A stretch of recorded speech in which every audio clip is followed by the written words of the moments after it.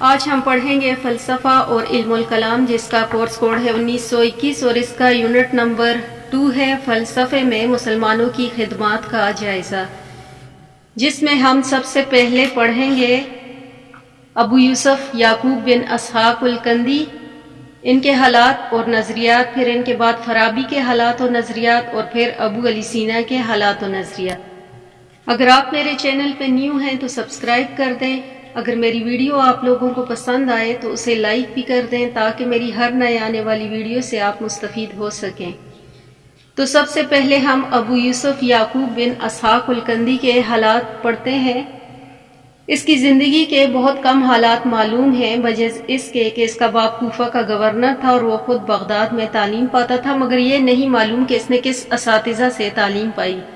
خلیفہ معتصم کے دربار میں اس کی بہت عزت تھی۔ عجیب بات یہ ہے کہ الکندی عربی فلسفے کا اولین معمر اور خود ان معدودات سے چند قائدین میں سے ہیں جو نسلاً خالص عرب تھے۔ عالم اسلام کے حکماء اور فلسفہ زیادہ تر نسلاً ایرانی، ترکی یا بربر تھے، لیکن الکندی کن بصرہ کے شاہان یمن کی نسل سے تھے۔ کندی کی شہرت فلسفی ہونے کی ہے، لیکن وہ دیگر فنون میں بھی مہارت رکھتے تھے، جیسے طب، ریاضی، فلکیات اور موسیقی، اور ان سے ہر فن پر اس نے کتابیں تصنیف کی۔ کندی مامون اور معتصم کے زمانے میں بڑے خوشحال تھے، لیکن متوکل کے زمانے میں اس پر الحاد زنداقہ کی تہمت لگی، جس کے نتیجے میں ان کی کتابیں چھین لی گئیں اور وہ گوشہ نشین ہو کر رہ گئے۔ الکندی نے ابتدا میں بہت کچھ ایک معتزلی کی طرح سے کی اور اسے انتہائی دلچسپی سے مسائل سے دلچسپی تھی جن پر معتزلہ بحث کیا کرتے تھے، لیکن اس نے چاہا کہ ان مسائل کی زیادہ حجت کے ساتھ جانچ پڑتال کی جائے، اس لیے ان تراجم سے کام لیا جو براہ راست یونانیوں سے کیے گئے تھے اور اس وقت حال میں شائع ہوئے۔ اس طرح سے اس نے بہت زیادہ صحیح طریقے استعمال کیے اور یوں ارسطوئی مطالعے کا راستہ کھول دیا جو اس سے کہیں آگے ہے، جس کا اب تک تخیل کیا گیا۔ نتیجہ یہ ہوا کہ اس کے شاگردوں نے اور جو لوگ ان کے بعد آئے نئے نئے سوالات کی اور معتزلہ کے مسائل کے حل تک خود کو محدود رکھنا ترک کر دیا۔ اس کے حقیقی تربیت اور ساز و سامان یونانی علم تھا۔ بعض مورخین کے نزدیک کندی کی 250 سے زائد کتابیں تھیں جو اکثر ناپید تھیں۔ پھر اس کے بعد ان کے نظریات آ جاتے ہیں۔ کندی کا فلسفے اس کے ہم عصروں کے طرح فلسفہ فطرت اور ریاضیات پر مشتمل تھا، جس میں افلاطونی، فیثاغورسی نظریات باہم یکجا نظر آتے ہیں۔ علم ہجا اور علم اعداد کا ایک طلسماتی انداز اس کی تحریر میں ملتا ہے، یہاں تک کہ اس نے علم طب میں مرکب ادویات کے نظریوں میں بھی ریاضی کے نقطوں سے کام لیا۔ پھر اس کے بعد ان کا نظریہ اخلاق آ جاتا ہے۔ کندی کا یہ خیال ہے کہ فلسفے کا آخری مقصد اخلاق سے اس کے تعلق میں مضمر ہے۔ فلسفی کا مقصد صداقت کو معلوم کرنا بھی ہوتا ہے اور اس کے مطابق عمل کرنا بھی۔ اس کا مطلب یہ ہے کہ عقل کے اندر جو انسان کی اعلیٰ ترین تمنا کی حیثیت رکھتی ہے اور قیاس اور عمل باہم جمع ہے، لیکن اس کا لازمی مطلب علم اور نیکی کا اس طرح لازم و ملزوم ہونا نہیں جو سقراط کے ہاں پایا جاتا ہے۔ حکمت کے رواقی نظریے کے سلسلے میں کندی کے طریقہ فکر میں ایک بڑا فرق ہے، اور وہ یہ ہے کہ نیکی کی تلاش فی نفسہ کوئی مقصد نہیں، بلکہ یہ تو خدا کو جاننے کی مسرت حاصل کرنے کا ایک ذریعہ ہے، جبکہ رواقیہ کے نزدیک نیکی کی تلاش ہی بذاتِ مقصد ہے۔ چنانچہ کندی کے مطابق اخلاق علومیہ کا مقصد نیکی اختیار کرنے اور بدی سے بچنے کے لیے علم حاصل کرنا ہے۔ علم محض خیر و شر میں تمیز کرنے کے لیے نہیں، بلکہ یہ تو روح کی اس پاکیزگی کو قائم رکھنے کے لیے بھی ضروری ہے جو خالق کے نور کو منظم کرنے اور اس طرح صحیح مسرت حاصل کرنے کا واحد ذریعہ ہے۔ ایک لحاظ سے فلسفہ اس خالق کی نقل ہے جو دانا اور منصف ہے، گویا خالق کی نقل کر کے ہم خود کو اس کے قریب تر لاتے ہیں۔ پھر کندی کا یہ نظریہ کہ نیک عمل انسان کی فطری خواہش ہے، خاص دلچسپی کی حامل ہے۔ کندی کا یہ خیال ہے کہ ذہن کی الواحی فطرتی بنا پر انسان میں نیکی کرنے کا میلان و ودیت ہے، بدی اس کی فطرت سے مناسبت نہیں رکھتی۔ نیکی انسان کی فطرت کے عین مطابق ہے اور بدی محض ایک عارضی یا اتفاقی حادثہ ہے۔ بدی اس وقت ظہور پذیر ہوتی ہے جب جذبات عقل پر غالب آ جاتے ہیں۔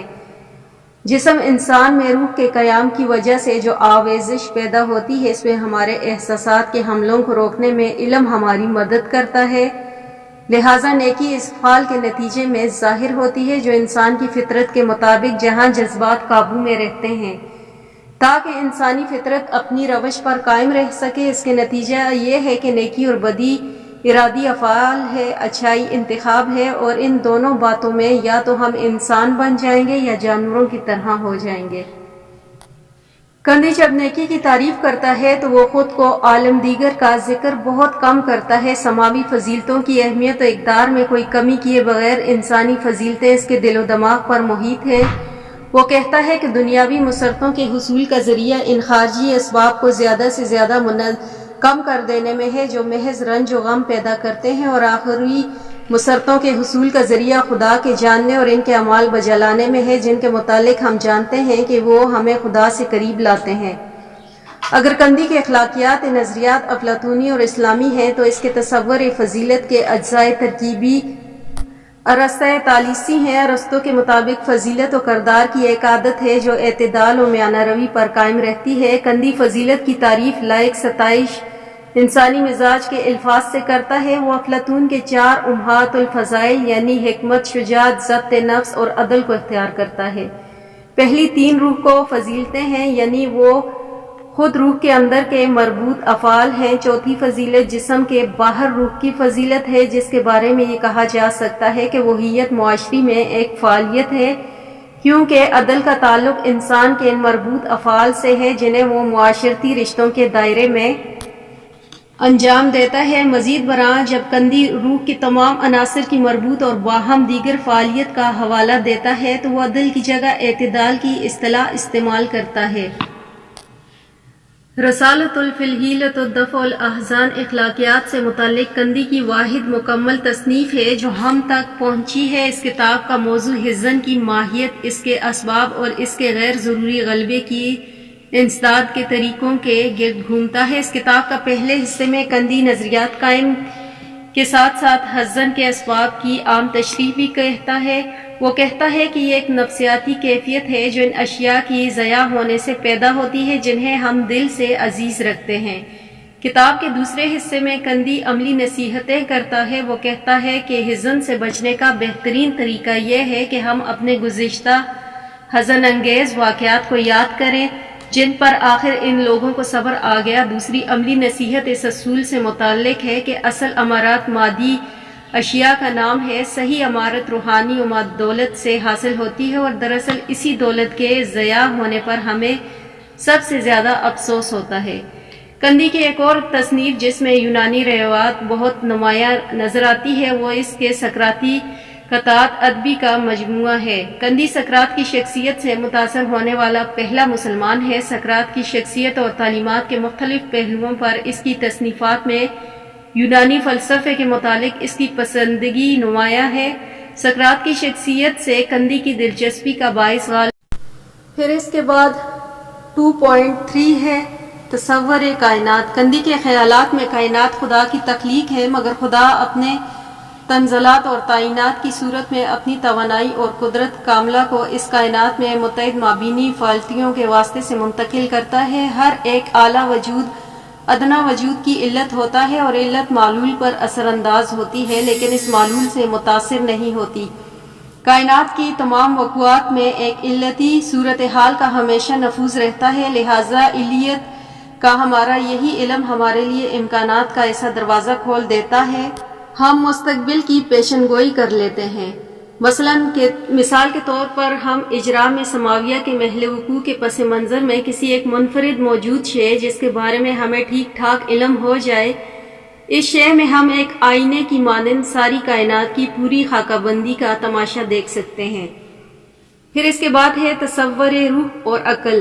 کندی کے نزدیک استعدادوں میں عقل کے 4 مدراج ہیں جن سے 3 مدراج تو عملاً اور لازماً روح انسانی میں موجود ہوتے ہیں لیکن ایک خارج سے داخل ہوتا ہے اور یہ روح سے آزاد ہے۔ پہلے 3 مدارج میں سے ایک مخفی ہے جسے فن تحریر کا علم اس شخص کے ذہن میں جو لکھنا پڑھنا سیکھ چکا ہو مخفی ہوتا ہے۔ دوسرا فعلی ہے، جیسے کاتب لکھنا چاہتا ہے تو وہ اس مخفی حالت علم کو عمل میں لاتا ہے۔ تیسرا درجہ عمل تحریر میں در حقیقت داخل ہوتا ہے جہاں علم فعالیت کی صورت میں اختیار کر چکا ہوتا ہے، فعال کی رہبری اور رہنمائی کرتا ہے۔ استعداد خارجی عقل فعال اور خدا کی جانب سے بصورت تنویر آتی ہے، کیونکہ اس کا علم ان ادراکات پر مبنی نہیں ہوتا جو حواس کے ذریعے حاصل ہوتے ہیں۔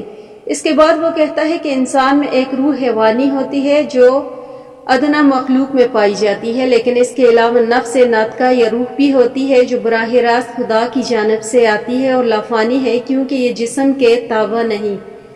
کندی کے نزدیک عقل کا سرچشمہ علم ہے، منبع ہدایت بھی، اس لیے عقل و الہام میں کوئی اختلاف ممکن نہیں۔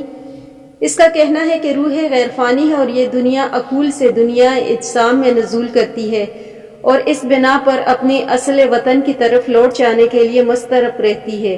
کندی اس عقل کو عقل مستفاد کا نام دیتا ہے جو عقل فعال کے ذریعے سے عمل کرتی ہے۔ کندی کئی پہلوؤں سے معتزلی متکلمین اور اپنے زمانے کے نفیساغورسی فلاسفہ فطرت سے تعلق رکھتا ہے، لیکن عام طور پر وہ صرف ارسطو کا مقلد خیال کیا جاتا ہے، موجد اور مجتہد نہیں خیال کیا جاتا۔ اگر بعض یورپین محققین نے اس کو بہت مجتہد اور موجد بھی تسلیم کیا ہے، لیکن ڈی بوائرز کی نسبت لکھتا ہے کہ کندہ ہمگیر طبیعت رکھتا تھا، اسے اپنے زمانے کے سارے علم و فضل پر عبور تھا۔ ممکن ہے کہ اس نے جغرافیہ، مورخ، تمدن اور طبیب کی حیثیت سے نئے مشاہدات کیے ہوں اور ان سے دوسروں کو فیض پہنچایا ہو، لیکن وہ ذہین اخلاق ہرگز نہیں رکھتا تھا۔ تاریخ فلسفہ اسلام معتزلہ اور ارسطو سے متاثر ہونے کی بنا پر کندی خدا کی صفات کو ذات سے الگ تسلیم نہیں کرتا تھا، بلکہ صفات کو عین ذات سمجھتا تھا اور اس لیے اس پر الحاد کا الزام بھی لگا تھا۔ المختصر، باوجود اس وسعت علم اور کثرت تصنیفات کے الکندی صحیح معنوں میں موجد اور مجتہد نہ تھا، کیونکہ اس کا کوئی خاص فلسفانہ اصول نہ تھا، بلکہ وہ ایسا مصنف تھا جو علم کی اشاعت و امہات کتب کی شروع حواشی کے ذریعے سے کرتا تھا اور اپنی کتابوں میں فیثاغورس اور ارسطو کے پیرووں کے مذہب کی آمیزش کرتا تھا۔ اس کے باوجود عالم اسلام کا پہلا باقاعدہ فلسفی ہونے کا اعزاز بھی الکندی ہی کو حاصل ہے۔ پھر اس کے بعد پوائنٹ 2 پہ آ جاتے ہیں، جہاں ہم پڑھیں گے فارابی کے بارے میں۔ سب سے پہلے ہم پڑھتے ہیں ان کے حالات زندگی۔ فارابی کا پورا نام ابو نصر محمد بن اوزیح بن ترخان ہے۔ ترخان وہ دراصل ایرانی نسل کے تھے، لیکن 260 کے لگ بھگ ترکستان کے ایک شہر فاراب میں پیدا ہوئے، اس لیے اس کا شمار ترکوں میں کیا جاتا ہے۔ اس کے آباء و اجداد میں ترخان کا نام بھی ترکی ہے۔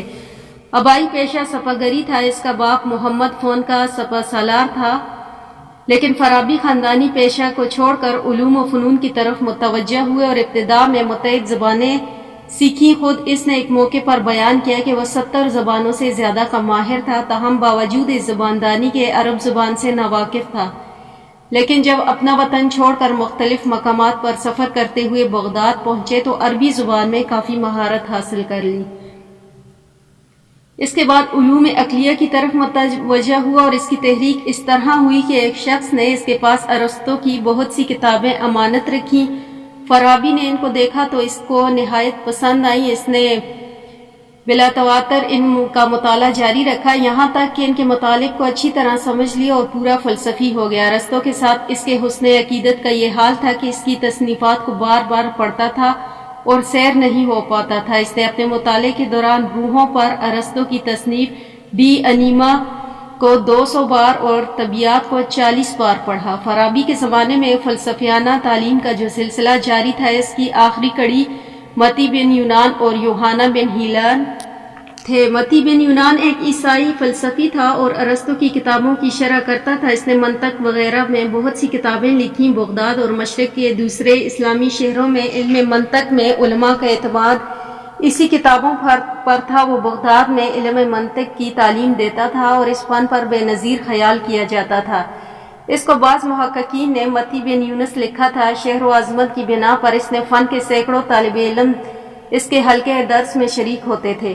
وہ ارسطو کی کتاب المنطق کا درس دیتا تھا۔ اس نے اپنے شاگردوں کو اس کی شرح کا املا کراتا تھا۔ فارابی بھی اس کے وسیع درس میں شریک ہوا، ایک زمانے تک اس سے مستفید ہوتا رہا۔ یوحنا بن ہیلان کے بارے میں تاریخ صرف اتنا معلوم کرتی ہے کہ وہ ایک عیسائی حکیم تھا، اور ایک روایات کے مطابق فارابی نے اس بغداد میں علوم حکمت کی تعلیم حاصل کی، لیکن ایک روایت کے مطابق وہ بغداد سے ہیران گیا اور وہاں یوحنا بن ہیلان سے منطق کا ایک بڑا حصہ پڑھا، ہیران سے پلٹ کر بغداد آیا اور وہاں فلسفے کی تکمیل اور ارسطو کی تمام کتابوں میں مہارت حاصل کی، لیکن علوم عقلیہ کی مشغولیت کے ساتھ وہ علوم ادبیہ کی تحصیل بھی کرتا تھا، اور ابو بکر محمد بن اسری معروف بن اسراج نے نحوی کتابیں پڑھتا اور وہ اس سے منطق کی تعلیم حاصل کرتا تھا۔ فارابی کا اس کا ابتدائی زمانہ عصرت میں گزرا، وہ دمشق کے ایک باغ نگہبانی کرتا رہا اور رات کو قندیلوں کی روشنی میں مطالعہ کیا کرتا تھا۔ پھر آ گئے نظریہ اخلاق۔ فارابی کے نظریہ اخلاق کے بارے میں پڑھیں گے۔ فارابی کا نظریہ اخلاق سلوک کی بنیاد ہے، وہ کبھی تو افلاطون کا ہم نوا نظر آتا ہے اور کبھی ارسطو کا ہم خیال۔ نفس کی پاکیزگی کے اعتبار سے جس کو اس نے تصوف کے ذریعے حاصل کیا وہ دونوں سے بہت افضل ہے۔ وہ اہل مذہب کے اس قول کا مخالف ہے کہ اخلاق علوم شرعیہ سے ماخوذ ہوتے ہیں۔ اس نے مختلف مواقع پر ثابت کیا کہ خیر و شر کے امتیاز کے لیے صرف عقل کافی ہے۔ وہ عقل جو انسان کو خدا کی طرف سے عطا کی گئی ہے، اس کا کام ہے کہ ہم کو راہ راست پر لے آئے، خاص طور پر جب کہ علم سب سے بڑی فضیلت ہے۔ اس آخری قول میں فارابی اور افلاطون کے مسلک میں جس نے حکمت یا معرفت کو سرمایہ فضیلت قرار دیا مطابقت رکھتے ہیں۔ اس کی مثال فارابی نے یہ دی ہے کہ جو شخص ارسطو کی مبادیات اور تالیفات سے واقف ہو لیکن اس اصول پر کاربند نہ ہو کہ جو اس کی تعلیم کا اصل نچوڑ ہوتے ہیں، وہ اس شخص سے افضل ہوگا جو ارسطو کی اصول سے ناواقف ہوگا، اگرچہ اس کا طرز عمل ان اقوال کے مطابق ہی کیوں نہ ہو۔ اس کی وجہ یہ ہے کہ فعل سے اس کی حکمت یا معرفت افضل ہے، ورنہ بلا معرفت اچھے اور برے میں کوئی امتیاز نہیں کر سکے گا۔ پس تمیز کی یہی قوت جو اس کے ساتھ قائم ہے اس کی فضیلت پر دلالت کرتی ہے۔ فارابی کہتا ہے کہ نفس سے طبعاً مختلف خواہشات کا مرکز ہے اور اس کے ارادے اس کے تصور اور ادراک کے مطابق ہوتے ہیں۔ اس میں انسان کی حالت دوسرے حیوانات کی طرح ہوتی ہے، لیکن عقل کے ذریعے سے انسان کو امتیاز کی قوت حاصل ہوتی ہے۔ اس کے خیال کی آزادی عطا کی گئی، پس وہی کام کرتا ہے جس کا عقل حکم دے، اور اس قوت کی تمیز کی بنیاد پر انسان اس کے افعال کی باز پرس ہوتی ہے۔ پھر اس کے بعد ہم پڑھیں گے فارابی کا نظریہ وجود۔ فارابی کے خیال کے مطابق موجود یا تو ضروری ہے یا ممکن، ان کے علاوہ کوئی تیسری چیز نہیں، کیونکہ ہر ممکن کے لیے ضروری ہے کہ اس کے وجود کا کوئی سبب ہو، اور سلسلہ اسباب غیر متناہی بھی ہو سکتا ہے۔ اس لیے ایک ایسی ہستی کے وجود پر اعتقاد رکھنا لازمی ہے جو کسی سبب کے بغیر خود اپنی ذات سے موجود ہے اور تمام اعلیٰ صفات سے متصف ہے، حقیقت ازلیہ سے مزین اور بغیر کسی تغیر و تبدیل کے اپنی حرکت سے ہر چیز کے لیے کافی ہے۔ وہ اپنی صفت کے لحاظ سے عقل متعلق خیر خالص اور فکر تام ہے، خیر و جمال سے اس کی رغبت ہے۔ اس ہستی کے وجود پر کوئی دلیل پیش کرنی بھی ممکن نہیں کہ وہی ہر چیز کی تصدیق اور برہان ہے، تمام اشیاء کی علت اولا ہے، اس میں حقیقت اور سب کا اجتماع ہے، وہ تمام کائنات میں واحد ہے، فرد ہے، اس کی ذات میں کوئی تعدد نہیں۔ یہ منفرد وجود اول اور وجود حقیقی ہے جو اللہ تعالیٰ کی ذات پاک ہے، اور اس وجود اول سے اس کی مثال صورت العقل الثانی کی تخلیق ہوئی، یعنی وہ روح جو مخلوق اول ہے اور خارجی جرم سماوی کو حرکت دیتی ہے۔ اس کے بعد ایک دوسرے سے 8 ارواح جرمیہ پیدا ہوئے، جن میں سے ہر ایک اپنی نوعیت میں دوسروں سے ممتاز اور کامل ہیں، اور یہ اجرام سماویہ کے خالق ہیں۔ یہ اجرام سماویہ افلاک الویہ کہلاتے ہیں جن سے وجود کے دوسرے درجے کی تکوین ہوتی ہے۔ اس کے بعد تیسرے درجے میں عقل افعال انسان میں پائی جاتی ہے جس کا نام روح القدس ہے، اس کے ذریعے آسمان و زمین میں ارتباط پیدا ہوتا ہے۔ چوتھے درجے میں انسانی نفس کا وجود ہے۔ یہ دونوں یعنی عقل اور نفس اپنی اصل وحدت میں باقی نہیں رہتے بلکہ بنی نوع انسان کی تعدد کے ساتھ ان میں بھی تعدد پیدا ہوتا ہے۔ اس کے بعد ان کی شکل و مادہ پیدا ہوتا ہے، اور یہ تخلیق کے 5ویں اور 6ٹھے حصے ہیں، اور دونوں کے ساتھ ہی روحانی درجات کا اختتام ہو جاتا ہے۔ ان 6 درجوں میں تو پہلے 3 خود ہی ارواح ہیں، لیکن آخری تین یعنی نفس، شکل اور مادہ اگرچہ غیر جسمانی ہے، تاکہ ہم ان کو جسمانی انسان کے ساتھ ایک گنا تعلق ہے۔ پھر اس کے بعد منطق میں فارابی کا مرتبہ، منطق استدلال کا علم ہے، یونانی لفظ لوجس ہے جس سے لاجک یا منطق کی اصطلاح اخذ کی گئی، جو افکار پر روشنی ڈالتی ہے یا یہ کہ افکار کے تاثر کو الفاظ دیتی ہے، پھر ان کا تعین کرتی ہے۔ لہٰذا منطق کی تعریف یہ کی گئی کہ یہ افکار کا علم ہے جس کو زبان کے وسیلے سے اظہار میں بیان لایا جاتا ہے۔ فارابی فن منطق میں تمام فلسفے سے بازی لے گئے۔ اس نے سب سے زیادہ مسائل کی تحقیق کی، مشکل مقامات کی تشریح کی، مبہم چیزوں کو واضح کیا، ہر حال منطق کو اس نے بہت آسان بنا دیا۔ اس کے ساتھ منطق کے تمام ضروری امور کو ایسی کتابوں میں جو صحیح عبارت اور باریک اشاروں پر مشتمل ہے جمع کر دیا، اس کی تحلیل اور طریقۂ تعلیم پر روشنی ڈالی۔ منطق میں فارابی کی فضیلت کا دارومدار اس کے طریقۂ بحث پر ہے، کیونکہ اس نے صرف طریقۂ فکری کی تحلیل پر ہی اکتفا نہیں کیا بلکہ نحو سے بھی اس کے تعلق کو واضح کیا اور نظریہ علم کے متعلق بحث کی، نیز اس امر کی بھی توضیح کی کہ فن نحو عربی زبان کو ضبط میں لانے سے قاصر ہے، بخلاف اس کے منطق تمام زبانوں کو ضبط میں لاتی ہے اور ان کو غلطیوں سے محفوظ رکھتی ہے۔ فارابی نے منطق کی دو قسمیں ہیں، ایک تصور اور دوسرا تصدیق۔ تصور میں تمام افکار اور تعریفات داخل کیے اور تصدیق میں استدلال اور رائے۔ تصور میں صدق و کذاب کا اطلاق نہیں ہوتا، افکار کے دائرے میں نہایت وسیع نفسی صورتیں بھی داخل ہیں جو بچوں کے ذہن میں نقش ہوتی ہیں، جیسے ضروری واقعہ، ممکن، کیونکہ ایسے امور جن کی جانب انسان کی عقل فوراً متوجہ ہوتی ہے لیکن بدہت کی وجہ سے اس کی تشریح نہیں کی جا سکتی۔ صورتوں اور افکار کے مطابقت کے بعد آراء پیدا ہوتی ہیں جن میں صدق و کذاب کا احتمال ہوتا ہے، اور رائے کی صحت معلوم کرنے کے لیے استدلال اور تصدیق کی ضرورت ہوتی ہے۔ یہ بالکل واضح ہوتے ہیں اور ریاضیاتی اور ماں بعد طبیعیاتی اور اخلاقی اصولوں کی وضاحت کے محتاج نہیں ہوتے۔ اس لیے نظریہ تصدیق کا خلاصہ اس طرح بیان کیا جاتا ہے کہ اس میں شے معلوم کرنے کے ذریعے انسان کا ذہن شے مجہول یا شے مشکوک کی طرف منتقل ہوتا ہے۔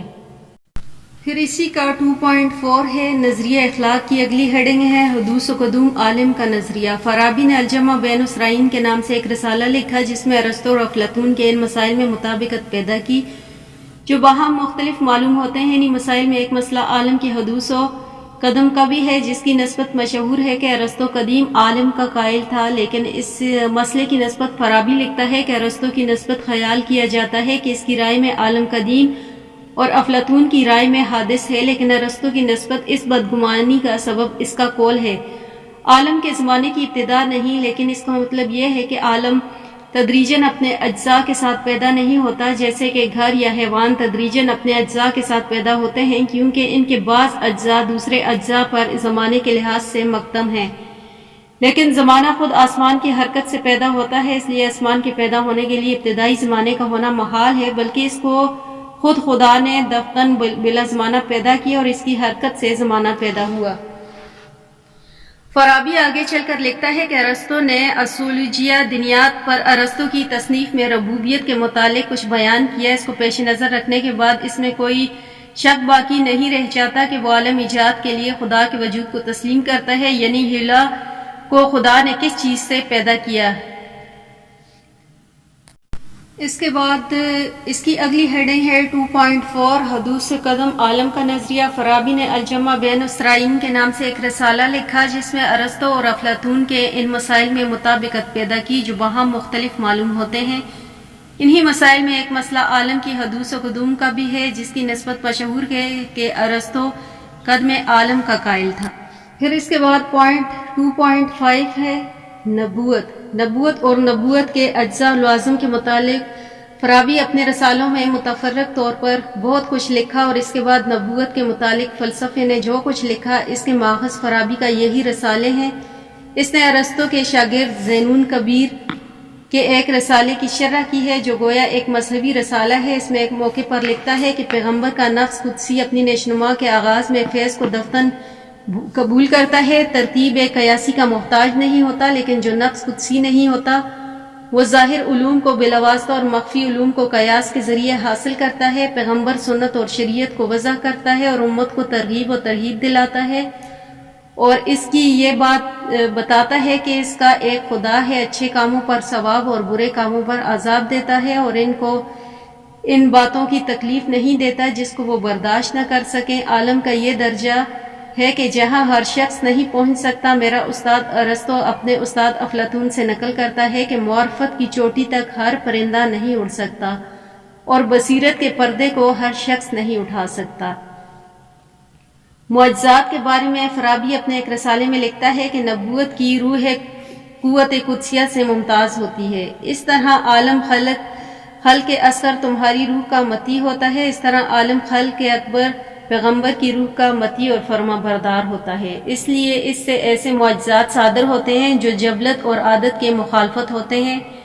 اس کا آئینہ زنگ آلودہ نہیں ہوتا، اور وہ لوح محفوظ میں کچھ لکھا ہوا ہے، میں اس کے نقش ہو جانے سے کوئی چیز رکاوٹ نہیں پیدا کر سکتی۔ اس طرح خدا کے پاس جو کچھ ہے اس کو عامہ خلق تک پہنچا دیتا ہے۔ پھر اس کے بعد ابو علی سینا کے حالات زندگی۔ ابن سینا کا نام ابو علی حسین بن عبداللہ بن سینا ہے اور لقب شیخ الرئیس۔ وہ عرب کے مشہور اتباع اور اکابر فلسفہ میں شمار ہوتا ہے۔ اس کا باپ بلیغ کا باشندہ تھا اور اس کو نوح بن منصورہ کے عہدے میں، جو کہ ساسانی خاندان کے امراء سے تھا، بخارا میں اعلیٰ عہدہ عطا کیا گیا۔ چنانچہ وہ خرتیان کا والی مقرر ہوا جو بخارا کا ایک خاص شہر تھا۔ علی کے والد عبداللہ نے افشا کی ایک عورت سے عقد کیا، اور اس عورت کے بطن سے 370 ہجری میں علی پیدا ہوئے، اور اس کی ولادت کے چند سال بعد اس کے باپ نے بخارا میں سکونیت اختیار کر لی اور اس کی تربیت میں مشغول ہو گئے۔ ابن سینا کی تعلیم ابتدائی قرآن مجید اور علم و ادب سے ہوئی، اور 10 سال کی عمر تک پہنچتے پہنچتے شیخ نے قرآن مجید اور علم و ادب کا بڑا حصہ اس پر کر لیا، یہاں تک کہ لوگ شیخ کی ذہانت کا چرچا کرنے لگے، لیکن شیخ کے کان ابھی تک فلسفہ اور منطق سے ناآشنا تھے۔ البتہ شیخ کا باپ اسماعیلی فرقے میں داخل ہو چکا تھا اور اس سے نفس اور عقل کا ذکر سن چکا تھا، اور خود بھی اس کا تذکرہ کرتا۔ شیخ تذکروں کو سنتا رہتا مگر اس پر کچھ اثر نہ ہوتا۔ ان لوگوں نے شیخ کو بھی اسماعیلی مذہب کے قبول کرنے کی دعوت دی، اور اس سلسلے میں ان لوگوں کی زبان پر فلسفہ ہندسہ اور ہندوستان کے حساب کا ذکر بھی آیا۔ اس طرح شیخ کے کان ان علوم سے آشنا ہوئے۔ اس نے سب سے پہلے ریاضی سے اس کی ابتدا کی۔ اس کے باپ نے اس کو ایک سبزی فروش کے پاس جس کا نام محمود صاحب تھا بھیج دیا تاکہ اس سے ہندوستان کے حساب کی تعلیم حاصل کرے۔ شیخ فقہ کی تعلیم اسماعیلی زائد سے حاصل کرتا تھا۔ اس اثناء میں ابو عبداللہ ناتیلی جو فلسوف کے لقب سے مشہور تھے بخارا آئے، اور شیخ کے والد نے ان کو شیخ کی تعلیم کے غرض سے اپنے گھر میں ٹھہرایا۔ شیخ نے ان سے منطق اور پھر اقلیدس کی اشکال، ریاضی اور ہندسے کا علم، پھر علم ہیئت فلکیات کی تعلیم حاصل کی۔ اس حالت میں ان پر شیخ کی ذہانت کی غیر معمولی جوہر کھلے۔ بہرحال شیخ نے ان سے منطق کی ابتدائی تعلیم حاصل کی اور اس کی دقیق کتابوں کا مطالعہ کیا۔ شیخ نے ارسطو کے مباد طبیعت کا مطالعہ کرنے کی کوشش کی، لیکن خود اس کے معنی سمجھنے کے بالکل ناقابل پایا، یہاں تک کہ اس نے فارابی کی کتابوں میں سے کتاب لی اور اس کی مدد سے اس کے مضمون کا محاصل اور خلاصہ سمجھ لیا، جو اب تک اس کی سمجھ میں نہ آیا۔ اس بنیاد پر ہم ابن سینا کو فارابی کا شاگرد کہہ سکتے ہیں۔ فارابی کی کتاب سے در حقیقت اس کا ذہن پختہ ہوا۔ پھر اس کے بعد اس کے نظریات آ جاتے ہیں۔ سب سے پہلا منطق پر ابن سینا کے استدلال کا طریقہ بحث ایجابی نہیں سلبی ہے۔ ابن سینا کے نزدیک منطق کا مقصود و منتہا یہ ہے کہ انسان کو عمل تفکر کا ایک باضابطہ اور معیاری اصول کی پابندی دے تاکہ وہ استدلال میں خطا سے محفوظ رہ سکے۔ منطق کے موضوع پر اس کی کتاب رسائل فی الحکمت والطبیعت 9 حصوں پر مشتمل ہے۔ اس کتاب میں ایسا غوجی یعنی تمہید ہے کہ ارسطو کے منطقی مقالے کی تمہید ہے۔ پھر ابن سینا کہتا ہے کہ اصل فلسفہ 2 حصوں میں منقسم ہے، یعنی طبیعت اور ما بعد طبیعت۔ گویا فلسفہ مکمل طور پر ہر موجودہ شے کے علم کا احاطہ کرتا ہے، نیز تمام تر جداگانہ علوم کے ان اصولوں کو جن کے لیے انسانی روح ہمہ وقت مصروف و عمل مضطرب نظر آتی ہے، اس کی یافت میں اپنی مکمل تسکین کی طالب رہتی ہے۔ چنانچہ معلوم یہ ہوا کہ وجود جب روحتی ہوتی ہے تو مابعد طبیعت، اور جب یہ مادی ہوتی ہے تو طبیعت کے، اور جب یہ عقلی صورت اختیار کرتی ہے تو یہ منطق کا موضوع بحث کہلاتی ہے۔ پھر اس کے بعد نظریہ وجود آ جاتا ہے۔ ابن سینا کے نزدیک صرف خدا ہی واجب الوجود ہے، اس کے لیے وہی سب سے بڑی حقیقت ہے۔ مکان و زمان وغیرہ وجود حقیقی سے متعلق ہوتے ہیں، اور ان کے اندر جس قسم کا لزوم پایا جاتا ہے وہ خدا کی ذات سے ماخوذ ہے۔ علم طبی میں جن اشیاء کا مطالعہ کیا جاتا ہے وہ صرف وجود ممکن سے ہوتی ہیں، اور ممکن کے حقیقی وجود بنے یا نہ بنے، ازل سے صرف خدا کا وجود لازمی ہے۔ وہ اس معنی میں حقیقت ہے، صرف وہی مطلقاً حقیقی ہے، اور باقی تمام حقائق صرف اس حد تک حقیقی ہوتے ہیں جس حد تک خدا سے ماخوذ ہوتے ہیں۔ خدا سے عقل فعال کا صدور ہوتا ہے، اور اس سے اس عقل کا جو انسان کی نفسہ نہاد کا اور باقی مخلوقات کے نفوس کو ممیز کرتی ہے۔ ہر انسان کو یہ عقل عطا کی جاتی ہے، اور ایک خاص مدت کے بعد یہ مبدا یعنی عقل فعال کی جانب لوٹ جاتی ہے۔ جس جسم سے روح مربوط ہوتی ہے، اس کے علاوہ حد اس کی فعالیت کے امکان سے اس کی لافنائیت یا بقا دوام کا ثبوت ملتا ہے۔ پھر اس کے بعد اگلی ہیڈنگ ہے 3.2 پہ نظریہ روح۔ روح پر مجموعہ قوی کی حیثیت سے بحث کی جاتی ہے جو جسم پر عمل کرتے ہیں۔ ہر قسم کی فعالیت جو حیوانی یا نباتاتی اجسام میں ہوتی ہے یا تو اس قسم کی قوتوں کے جسم پر زیادہ ہو جانے سے پیدا ہوتی ہے یا ان عناصر کے اختلاط کی نتیجہ ہے جن سے جسم بنتا ہے۔ روح کی سادہ ترین حالت نباتات کی ہے جن کی فعالیت تغذیہ، تولید اور نشو و نما کے ذریعے سے افزائش تک محدود رہتی ہے۔ روح حیوانی میں قوائے نباتاتی بھی ہوتے ہیں لیکن ان پر دوسری قوتوں کا اضافہ ہوتا ہے، اور انسانی روح میں نباتاتی اور حیوانی قواعد کے علاوہ اور قوا بھی ہوتے ہیں، اور روح انسانی میں جن قوا کا اضافہ کیا جاتا ہے ان سے یہ ایسی بن جاتی ہیں کہ اس کو نفس ناطقہ کہا جا سکتا ہے۔ روح میں جو قوتیں موجود ہوتی ہیں ان کو دو حصوں میں تقسیم کر سکتے ہیں، قوائے ادراکی اور قوائے عمل۔ قوائے ادراکی کچھ تو خارجی ہوتے ہیں اور کچھ داخلی۔ ان میں سے خارجی قوا جسم میں ہوتے ہیں اور یہ 8 حواس بصارت، سماعت، ذائقہ، ادراک حرارت و برود، ادراک خشکی و تری، ادراک مزاحمت جو سختی نرمی سے ظاہر ہوتا ہے، اور خدرے پن اور چکنے پن کا ادراک۔ ان حواس کے ذریعے سے خارجی شے کی صورت کی نفس مدراک میں محاکات ہوتی ہیں۔ ادراک کی 4 داخلی یا موضوعاتی قوتیں ہوتی ہیں، مصورہ، مفکرہ، حافظہ یا ذاکرہ۔ پھر اس کے علاوہ 3.2 پہ ہے ذریعہ نفس۔ نظریہ نفس کی ابن سینا نے خاص توجہ کے ساتھ ترمیم کی ہے۔ پہلے تو اس نے کامل تحقیق کے ساتھ قواعد نفسیانی کے متعلق ارسطو کی تقسیم عقل مؤثر اور عقل متاثر کے نظریے کو نقل کیا ہے۔ اس کے بعد ارسطو کے نظریے پر اہم شرحوں کا اضافہ کیا ہے۔ اس نے نفس بشرا کے قوا کی جو قیاسی تقسیم کی ہے اس میں تمام حکمائے عرب نے اس کی پیروی کی ہے، اور ان کے نقش قدم پر قرون وسطیٰ کے فلاسفہ مدرسین راسخ العقید المتکلمین کو کہتے ہیں، جن میں اشرا سر فہرست ہیں اور بعض حکمائے جدید بھی شامل ہیں۔ مندرجہ ذیل یہ تقسیم قیاسی ہے جو ابن سینا نے پیش کی۔ نمبر 1 ہے خواص ظاہری یا حواس خمسہ، نمبر 2 پہ ہے خواص باطنی، نمبر 3 پہ ہے خواص محرکہ، اور نمبر 4 پہ ہے خواص عاقلہ۔ ہر ایک خاص اس نے بہت سی ذیلی قسمیں کی ہیں۔ اس نے قوت حمیہ کو قسم ثانی کی فصل ثالث میں ذکر کیا ہے جس کے ذریعے حیوانات اپنا حکم نافذ کرتے ہیں، جیسا کہ انسانی قوت فکر یا تامل کے ذریعے، کیونکہ قوت و حمیہ کے ذریعے بکری کو علم ہوتا ہے کہ اس کو اپنے چھوٹے بچے کی نگہداشت کی ضرورت ہے، اس کو بھیڑیے کا خطرہ لگا رہتا ہے۔ ابن سینا کے فلسفہ قوت و حمیہ اور قوت مداخلیہ میں خلط ملط کر دیا گیا۔ ابن سینا کی خصوصیت یہ ہے کہ اس نے نفس کے خواص کا مقام دماغ کے تینوں حصوں کو قرار دیا۔ نفس بشرا سے عقلی و مؤثر تعلق کے بارے میں ابن سینا نے اپنی کوئی مستقل رائے پیش نہیں کی۔ عرب کے حکماء کی طرح اس نے بھی تمام چیزوں میں جن کا نفس بشرا کو علم ہوتا ہے اس میں تعلق کے ادراک کو بہت اہم قرار پایا۔ اس کے لیے ابن سینا نے نفوس کو جدوجہد کرنے کی نصیحت کی ہے۔ ابن سینا کہتا ہے کہ نفس عاقلہ کا حقیقی کمال مخفی ہوتا ہے اور اس کی انتہائی غایت یہ ہے کہ وہ عالم عقل بن جائے جس میں تمام موجودات کی صورتیں اور ان کی تراکیب تمام کے تمام اس میں شر و بسط کے ساتھ موجود ہیں۔